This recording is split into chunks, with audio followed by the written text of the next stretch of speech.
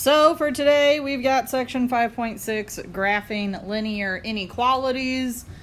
I would make sure that you're taking really good notes and paying attention today because tomorrow you will have a hand-in assignment, which means that you do it in class on your own. You can use your notes, so make sure you have good notes taken to do the hand-in tomorrow. Does anybody know what else happens tomorrow? The little classes. Paper classes.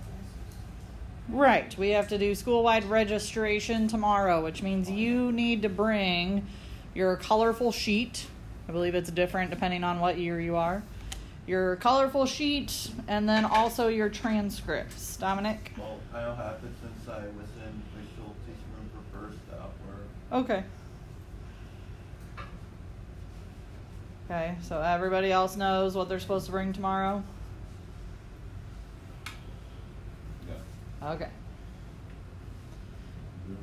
All right, our warm-up is to graph the linear equation. Now, most of you, I believe, are pretty strong with graphing lines at this point. If you are not great with graphing lines, the next two sections are going to be pretty painful because that's what we're doing, but we're adding more steps to it. This line is in slope-intercept form. That makes it a little nice on us. That way, we just need to identify what?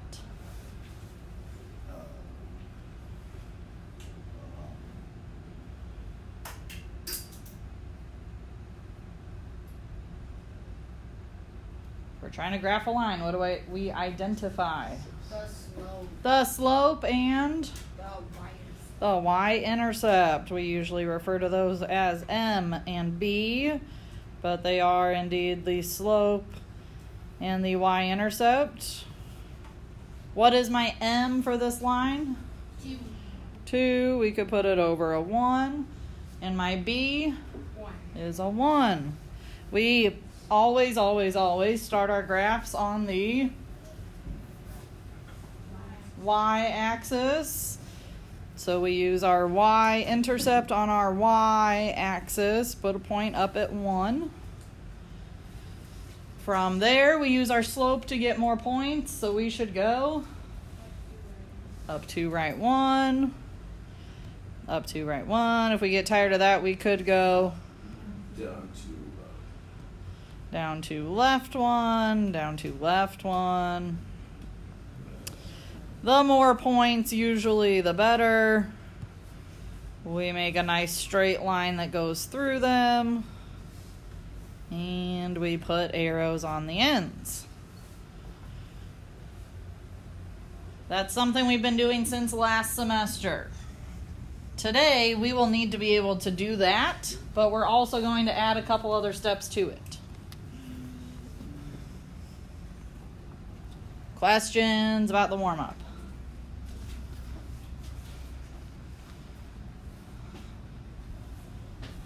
Okay, so that is called graphing a linear equation. Today, we are going to graph linear inequalities. Who remembers what an inequality symbol looks like? With the line under it. Some of them have the line under it, some of them don't. Okay, they're the ones that look like little pointy arrows going sideways. Greater than, or less than, or equal to. So these are the symbols we're dealing with today. So instead of an equal sign, we'll have one of these symbols in it. All right. Linear inequalities. This is in that box. Most of that's already filled out. A linear inequality in two variables, x and y, can be written one of these ways. Okay, so we are just switching out the symbol. Less than or equal to, greater than or equal to. A solution of a linear inequality is an ordered pair that makes the inequality true. Generally, there are lots and lots of those.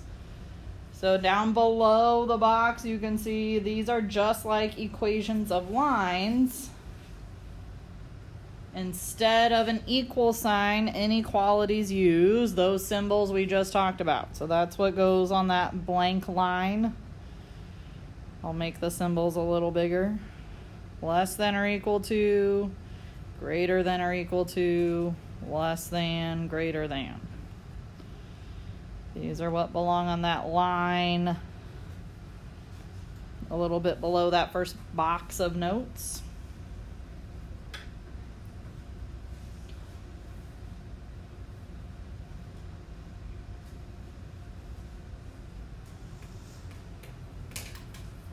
Okay. Anybody need more time getting those symbols written down? Okay. So we've got a couple examples of a linear equation versus a linear inequality. That's what's on those next sets of lines. So we have a couple linear equations versus similar linear inequalities.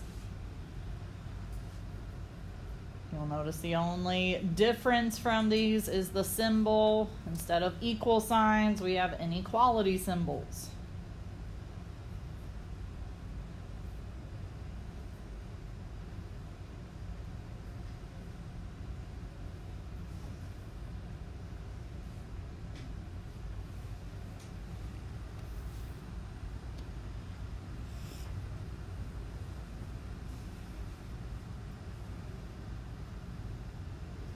Anybody need more time on this slide?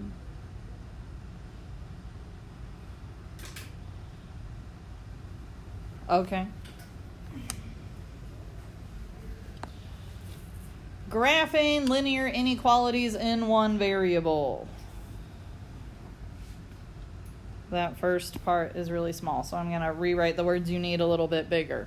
The first step is to graph the boundary line. That goes in that first blank. Graph the boundary line for the inequality.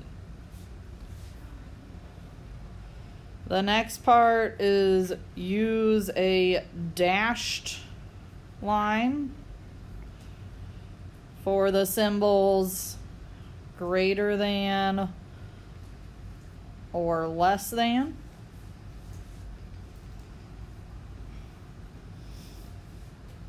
Use a solid line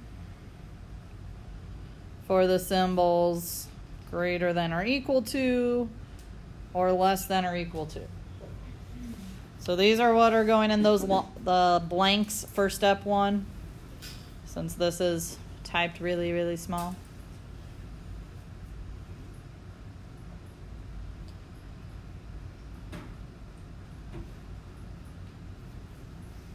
Okay. Step 2, use the test point 0, 0 to determine which half plane includes the set of solutions to the inequality.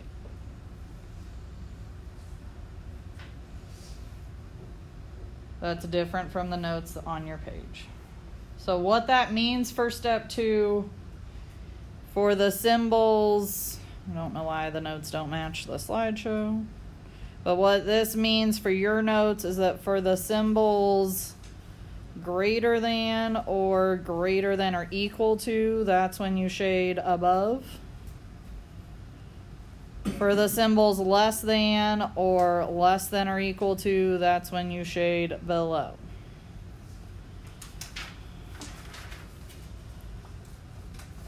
Okay.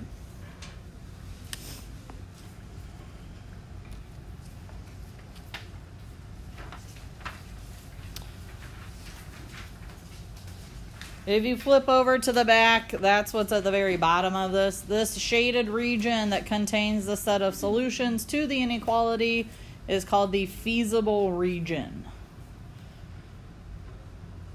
So on the back side, that blank is feasible region.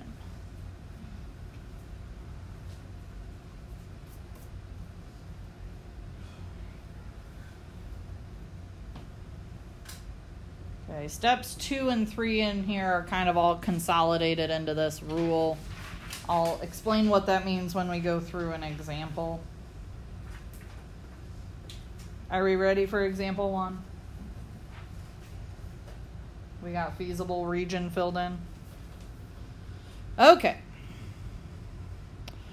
So example 1 is y is less than or equal to negative 2. So this is a special type of line, so sort of. Start at negative 2 where? On the y. On the y-axis. What kind of line is this going to be? You're on the right track. You're also on the right track, but that's not where I'm headed yet. This line is not going to be slanted. Straight. It will be straight. Which 0. way?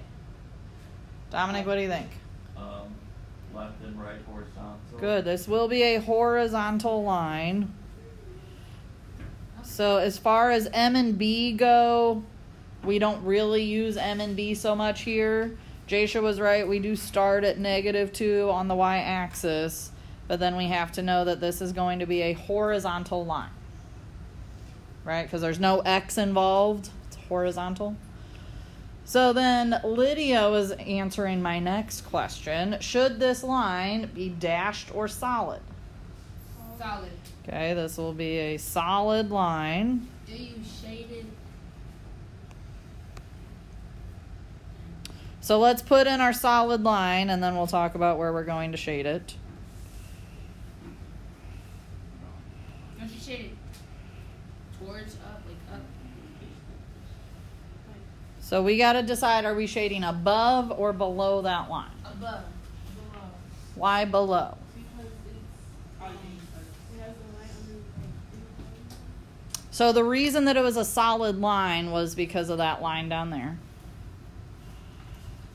We will shade below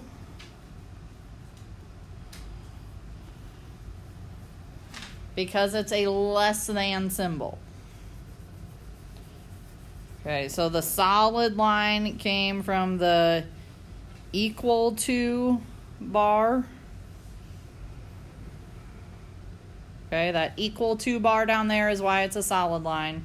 We shade below because it's a type of less than. Yes, ma'am. So even though the line will be under it and it will be like greater than, you'll shade up. Right. Now, when we shade, I need to clearly see where you're shading. Below the line is easy if we have a horizontal line. We'll see some later where they're not horizontal. But I need to see clearly where you've shaded. So if you want to get out like a highlighter, some people like to use a highlighter and like really shade it in, that's fine. Some people like to just take their pencil and do kind of a squiggly through it. That's also fine. Make sure that your squigglies or your shading never crosses above that line. If you want to go back and forth really close to the line, that's fine. Okay. The only thing I'm picky about is that it better be clear to me where you shaded, and you better not be on both sides of the line. Do you have questions about my expectation? Okay. Any questions at all on example 1? Particularly about why we decided solid line and why we decided to shade below. Okay, let's try another one together then. I'm going to kind of ignore these steps on here again. We might talk more about the whole 0, test point thing later. For now, I think it'll be easier for us if we just use the rule about what kind of symbol we have. So we've got x is greater than or equal to 4. The first thing we want to do is graph our boundary line. Again, this will be a special type of line because we don't have both of our variables. So what kind of line is this? A vertical line.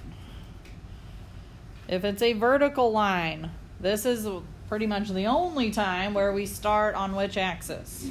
The x-axis. So if it's only an x there, we've got to start on x.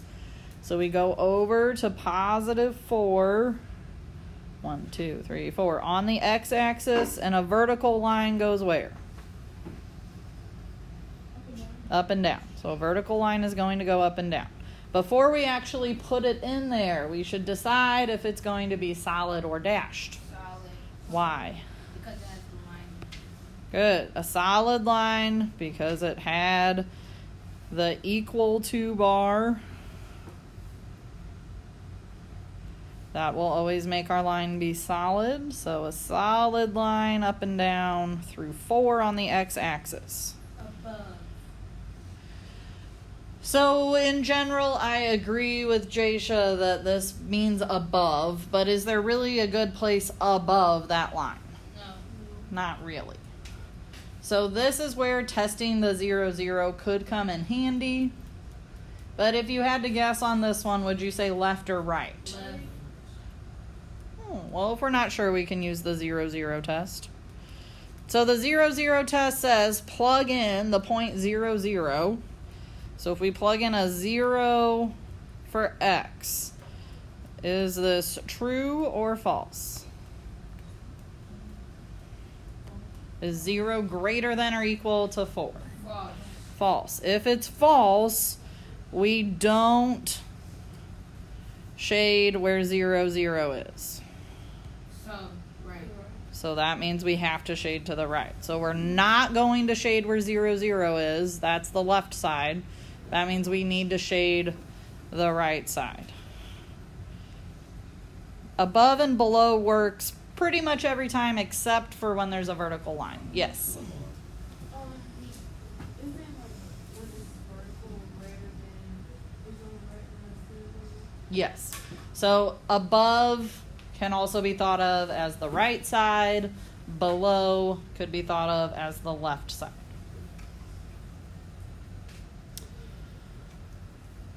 Questions, concerns? Okay, you could also think about where are x values going to be greater than 4? Well, where x is 5 or 6 or 7. Those are places where x is greater than or equal to 4. So we shade on that side. Need more time on this one before we try another one. Okay, since this is a new topic, we are going to be taking these kind of one step at a time. Again, I'm not entirely sure why somebody wanted all these steps on there with no room to show any work. I'll take them out. This one, x is less than -1. Again, this will be a special type of line. It will be... I'm not even there yet. Vertical. Okay, so we got to keep that in mind. This will be a vertical line at x equals -1. Now, why were we saying that this should be a dashed or dotted line? Good. It is going to be a dashed line because there is no equal to bar present. Okay, you can call it dotted instead of dashed if you want. Either way is fine with me. So what that means is that I should be able to see that your line is not connected the whole way through. You can make big dashes. You could make little dashes. But either way, I should not see them connected the whole way through. Also, when your line is vertical or horizontal and follows grid lines, it might be useful to kind of make those dashes bold so that I can really see where your line is. Otherwise, if you do it too light, it might not be obvious that you even have a line there. Questions about the dashed line? Okay, next up comes the shading. So again, on this type of problem, it might be easier to test the 0, 0 and see what you think. Is 0 less than -1? No. No, this is false. So we don't shade 0, 0. which, yes, means that we would go to the left.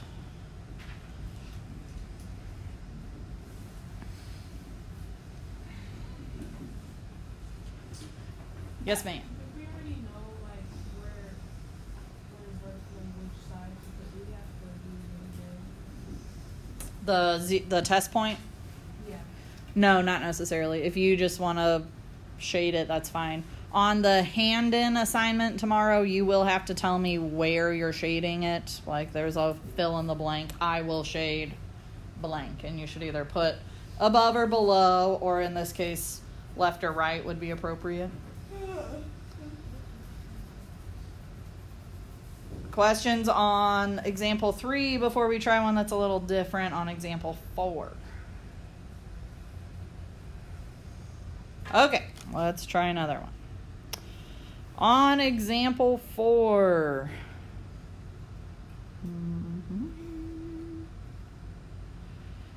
On example 4, is it going to be a vertical or horizontal line? Horizontal. Or neither? Neither. Neither. Why neither? Because we have a slope and Good. We've got both a y and an x. We both have an m and a b. If you see both x and y there, it is not going to be vertical or horizontal. That's only for when there's only one letter. So on this type of line, we can identify m and b. What's my m? What's my b? Okay. So yes, 0, -1 if you want to write it as a point. That means that we're starting it on our y-axis at -1. And then we can use our slope as rise over run to get more points. Same slope we had in our warm-up, so we go up 2, right 1, or we could go down to left 1. So before we continue, we have to decide, is this line solid or dashed? Dashed. Okay, it is dashed.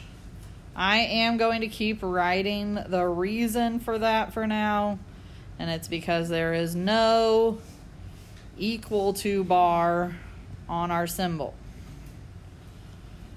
Okay, if there's not an equal to bar on that inequality symbol, we use a dashed or a dotted line.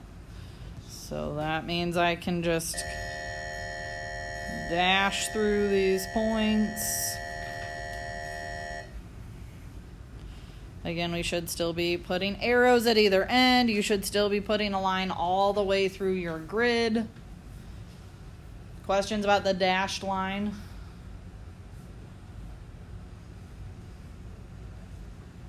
Okay, after that, we have to decide where to shade. Why below? Good. Shade below because it was a type of less than symbol. Either type of less than, whether it's got a bar or not, a less than symbol would shade below. Now, here's where last year several students had an issue with above or below. Above the line means if I were to put my pencil anywhere on this line and then move it straight up towards the ceiling, that's considered above. If I take my pencil from the line and go straight up to the top of the page, not up the line, straight up towards the top of the page, up towards the ceiling, however you want to think about it. That's above. This is above for this problem. Below the line would mean I put my pencil anywhere on the line and I draw a line going straight down the page, down to the floor. Anywhere on there, down to the page, down the floor, wherever, however you want to think about it, this is considered below. Are we clear on how to decide above versus below? So in this case, we're shading below, so I will shade in down down here on my graph. Questions, concerns? If you didn't shade yet, I would make sure you do that before we move on. It is not enough to just tell me where you were shading. You actually need to do it.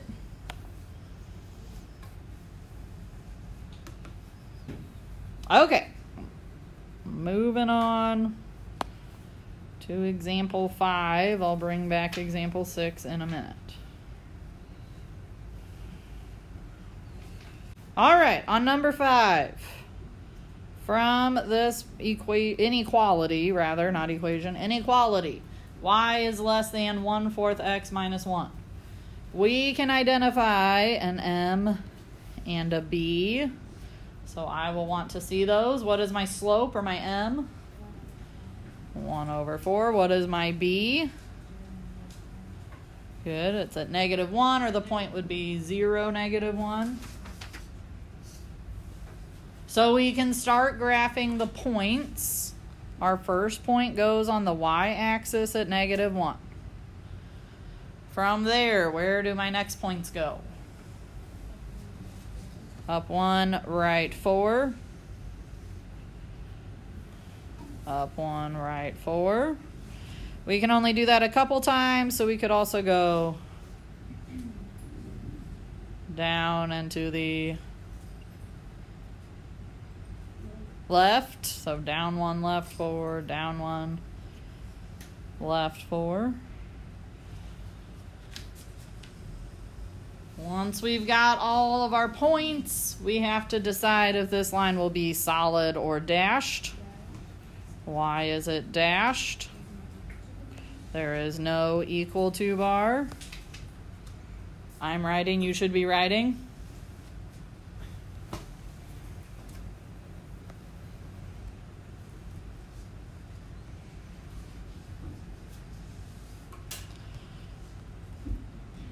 So we put our dashed line in there. Some people prefer, especially, only if you're working in pencil, or in my case on an iPad, to put a line in there and then go back and erase pieces of it. If you prefer to do that, you can. I'll use a smaller eraser. You can go through and just erase pieces of it to make it dashed. That's fine.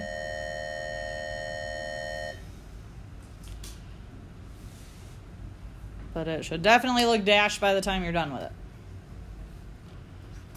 After we have made our dashed line, we have to decide where we are going to shade. So what kind of symbol do I have? This is read as a less than, which means we shade below. Shade below for a less than sign. So below the line, again, means you go to your line and then go down towards the bottom of the page, or down towards the bottom of the graph.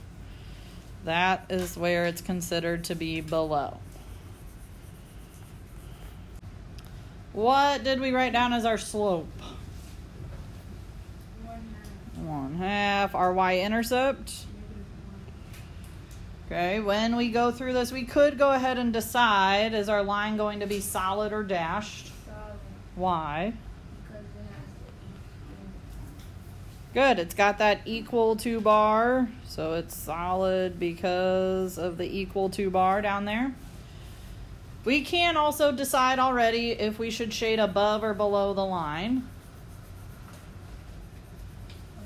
Above the line, why? because it's A greater than symbol. So if it's any type of greater than symbol, you will shade above. So now that we've filled all that out, we can use that to make our line. We started our y-intercept of -1. Our slope, 1/2, means we go up 1, right 2. Or we could go down 1, left 2.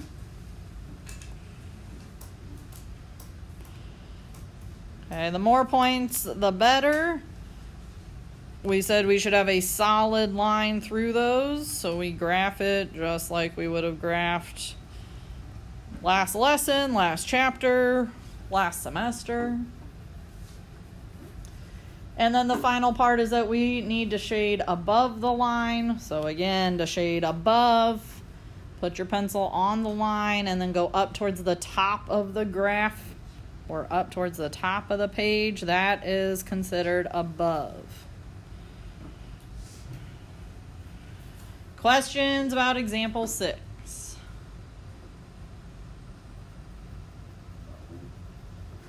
For sure. Ready to try some more on our own?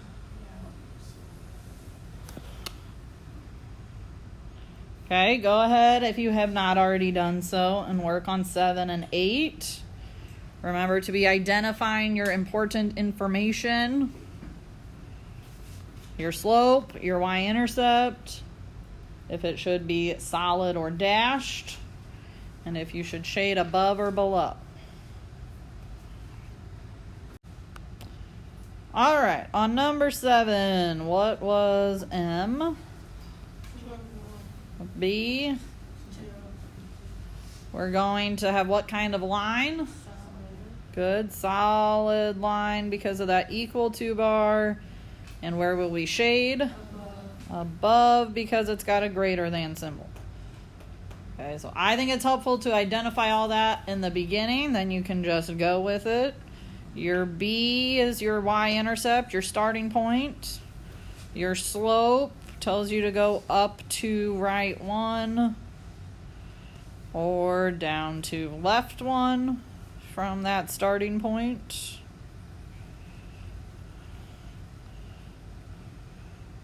Okay, we've got a solid line, so we can just put our line through those points.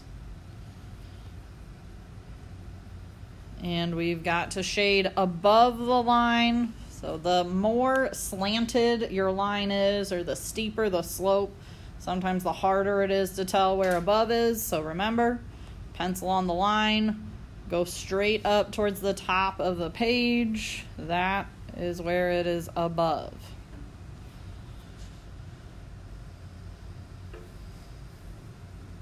Questions on 7? Okay, on 8. What is my M? Negative 3/4. My B? -1. What kind of line? Solid, and it'll be shaded below. Okay, so -1, put a point. This time my slope tells me to go where? Below. Down 3, right 4. 2, 3, 4. Down 3, 1, 2, 3, 4. Or instead of down and right, we could go Up 3. up and left. 2, 3, 1, 2, 3, 4. Okay, our line again is solid because there was an equal to bar. Solid line. And we are going to shade it below. So put your pencil on the line, go down the page. And that is where it's considered below the line. Oop.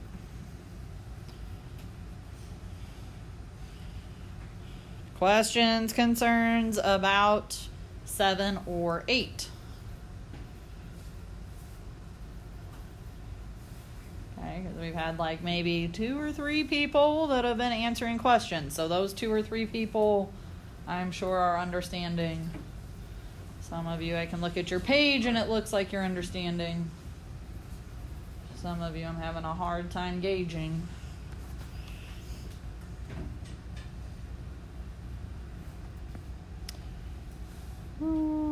Board races. Let's just, maybe we'll do some at the board tomorrow if we've got time after registration.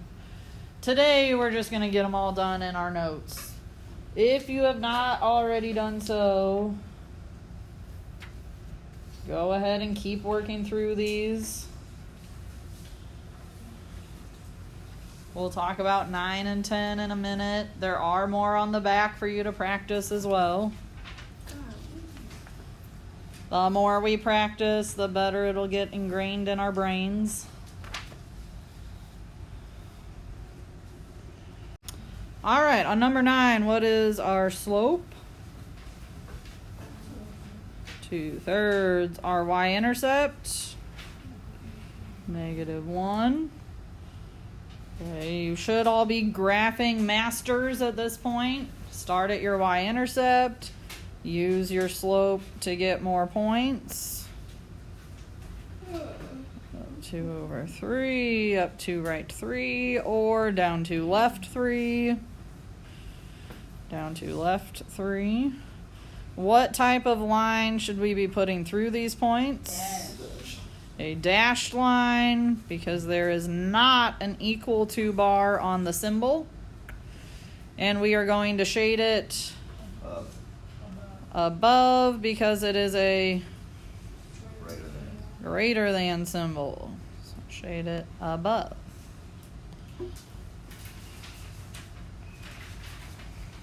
Questions about 9?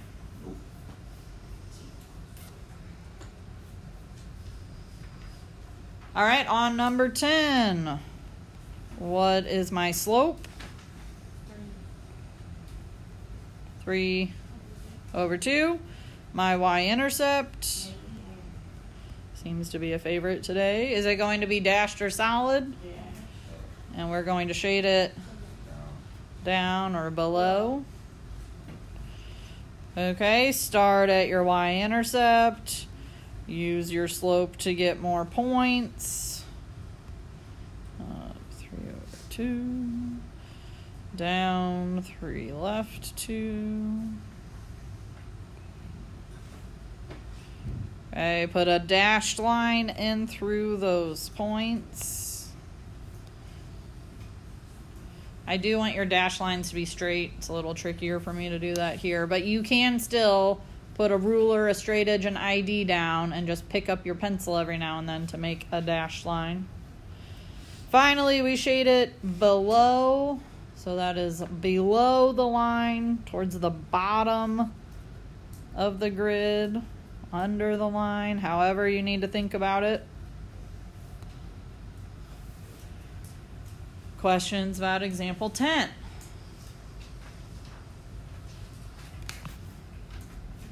Okay, we will save the other examples and go through those tomorrow as a warm-up before we do our hand-in.